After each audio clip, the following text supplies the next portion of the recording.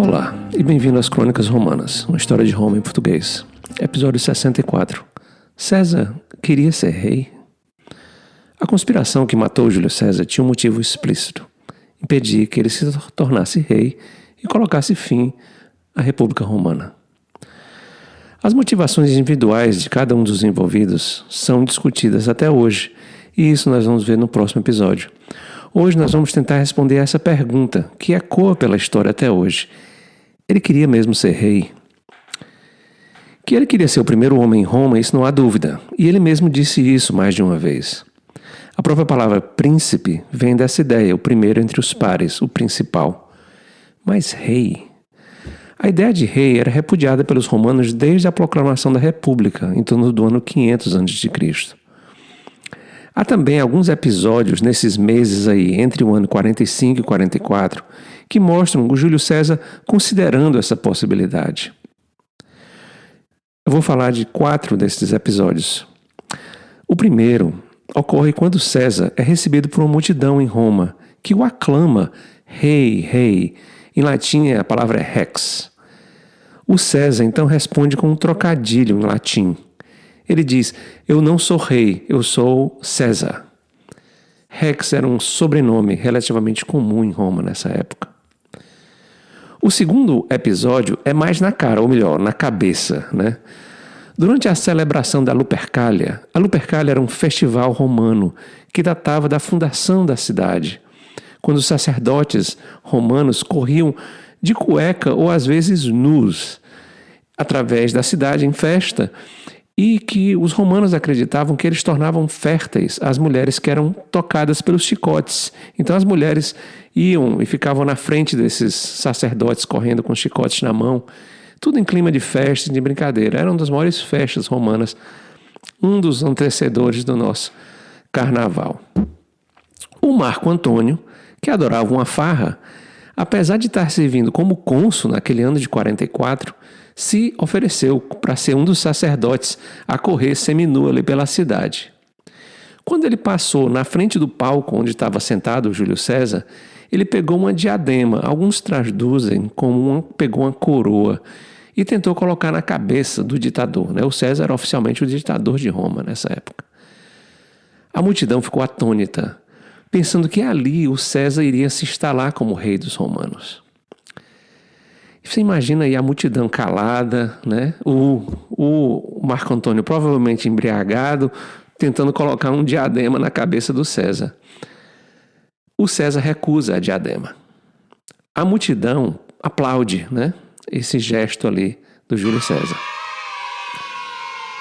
O Marco Antônio, que já devia estar realmente alcoolizado, tenta novamente colocar a diadema na cabeça do Júlio César.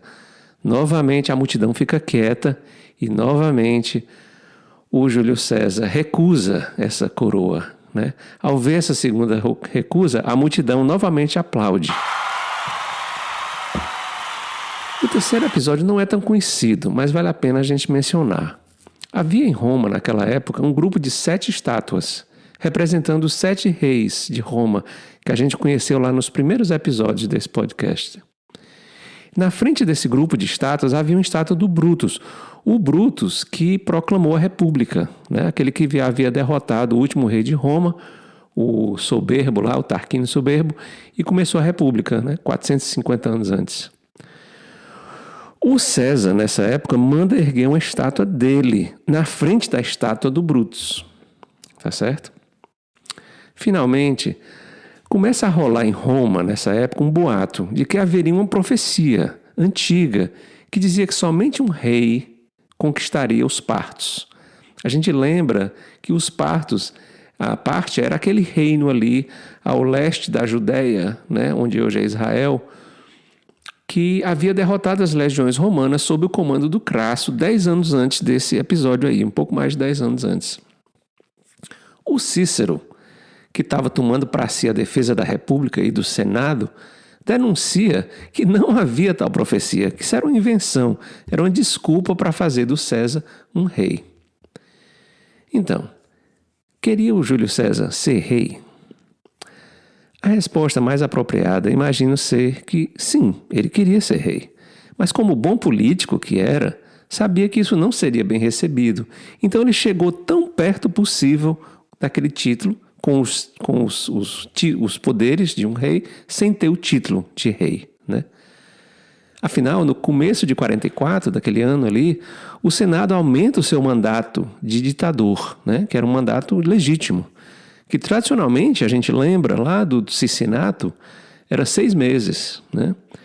Já havia aumentado para o Júlio César para 10 anos, né? E agora, no começo de 44, eles aumentam o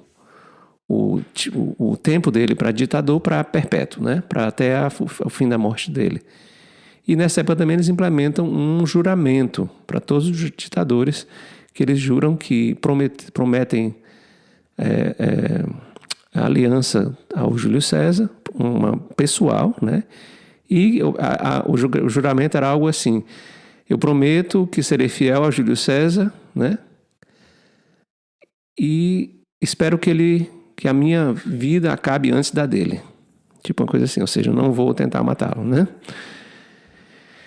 Então, por todas essas múltiplas incidentes, a gente vê que o Júlio César não chegou a ter o título de rei, né? Mas chegou tão perto que acabou desencadeando a conspiração que culminaria no seu assassinato ali dentro do Senado romano. Essa é uma conspiração que vai inspirar uma peça de Shakespeare, quase 2, inúmeros filmes, outras peças, livros, teses, e que seria o modelo de outros assassinatos de líderes no futuro. É essa conspiração e esses conspiradores que a gente vai conhecer no próximo episódio. A gente se encontra.